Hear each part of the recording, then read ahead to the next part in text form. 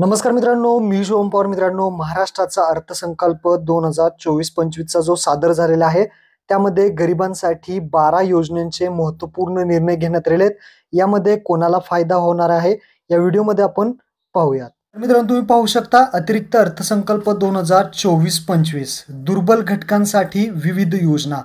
पहिला निर्णय पहा, प्रधानमंत्री आवास योजना असेल, रमाई आवास योजना असेल, शबरी आवास योजना असेल, पारधी व आदिम आवास योजना असेल, तसेच मोदी आवास योजना आहे, यशवंतराव चव्हाण मुक्त वसाहत योजना आहे, पुण्यश्लोक अहिल्यादेवी होळकर घरकुल योजना आहे.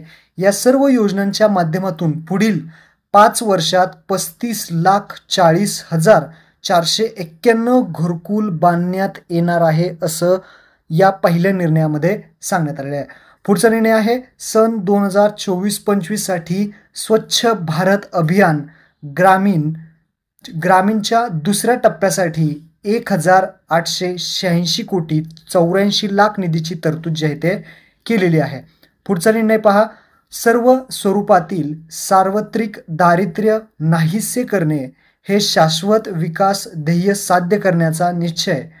पुढचा निर्णय आहे संजय गांधी निराधार अनुदान योजना असेल, श्रावणबाळ सेवा राज्य निवृत्ती वेतन योजना आहे, विधवासाठी असेल, निराधारांसाठी असेल, दिव्यांगांसाठी आहे, तसेच वृद्ध नागरिकांसाठी आहे. तर यांना दरमहा 1,000 रुपये काही जणांना मिळतात अर्थसहाय्य म्हणून, काही जणांना 1,500 रुपये मिळतात. तर ज्यांना 1,000 रुपये मिळतात त्यांना या अनुदानामध्ये वाढ करण्याचा निर्णय घेतलेला आहे. 1,500 रुपये अशी वाढ झालेली आहे सन 2023-24 मध्ये आणि त्यासाठी 45,60,000 लाभार्थ्यांना 7,145 कोटी रुपये अनुदानाचे वाटप जे आहे ते करण्यात आलेलं आहे. आता काही दिवसातच DBTची प्रोसेस चालू आहे. संजय गांधी निराधार अनुदान योजना असेल, श्रावणबाळ योजना, या सर्व योजनेचे पैसे 5 तारखेच्या आसपास हे लाभार्थ्यांना मिळू शकतं असं आता अधिवेशनामध्ये सांगितलं आहे.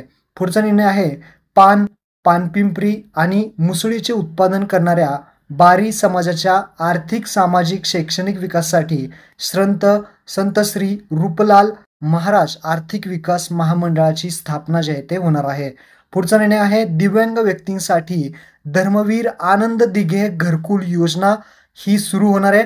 पहिल्या टप्प्यात 34,400 घरकुल हे बांधण्यात येणार आहे. दिव्यांगांसाठी जे आहे ते घरकुल आता पहिल्या टप्प्यात 34,400 घरकुल होणार आहेत. दिव्यांग व्यक्तींना इलेक्ट्रिक वाहनांचे वाटप जे आहे ते होणार आहे. मागच्या काही महिन्यापूर्वीच वाटप झालं होतं. आता दुसऱ्या टप्प्यामध्ये सुद्धा दिव्यांग व्यक्तींना इलेक्ट्रिक जी काही वाहन आहे, इलेक्ट्रिक जी काही आपण त्याला 3 चाकी गाडी म्हणतो, ते आता वाटप होणार आहे. तसेच पुढचा निर्णय आहे तृतीयपंथीय धोरण 2024 जाहीर भरती प्रक्रियेमध्ये तसेच सर्व शासकीय योजनांमध्ये स्त्री पुरुषांसोबतच तृतीयपंथी हा लिंग पर्याय उपलब्ध. तृतीयपंथीयांना राज्य शासनाच्या योजनेचा लाभ घेणे आता सुलभ होणार आहे. म्हणजेच आता तृतीयपंथांना इथे भरतीमध्ये सहभागी होता येणार आहे. तसेच पुढचा निर्णय आहे धनगर समाजाच्या शैक्षणिक व सामाजिक उपक्रमांसाठी घारकर नवी मुंबई येथे 4,000 चौरस मीटरचा भूखंड देण्यात येणार आहे. पुढचा निर्णय महाराष्ट्र घरेलू कामगार कल्याण महामंडळामार्फत नोंदणीकृत घरेलू कामगारांसाठी विविध कल्याणकारी योजना ज्या आहेत त्या इथे आलेल्या आहेत. पुढचा निर्णय आहे ज्यामध्ये मौलाना आझाद अल्पसंख्याक आर्थिक विकास महामंडळाकडून राबवण्यात येणाऱ्या योजनांकरिता कर्जावरील शासन हमीची मर्यादा 30 कोटी रुपयावरून आता 500 कोटी रुपये जे आहे ते करण्यात आलेली आहे. पुढचा निर्णय आहे बृहन्मुंबई महानगरपालिका क्षेत्रातील जे काही गिरणी कामगार आहेत या कामगारांना 12,954 सदनिका वितरित करण्यात येणार आहेत आणि उर्वरित सदनिका उपलब्ध करून देण्याचे सुद्धा नियोजन केलेलं आहे. 12,954 सदनिका वितरित केलेल्या आहेत, उर्वरित सदनिका आता घरे उपलब्ध करून देण्यात येणार. अशा पद्धतीचे हे निर्णय होते, महत्त्वपूर्ण निर्णय. दुर्बल घटकांना, गरिबांना हा शेअर करा. धन्यवाद. जय हिंद, जय महाराष्ट्र.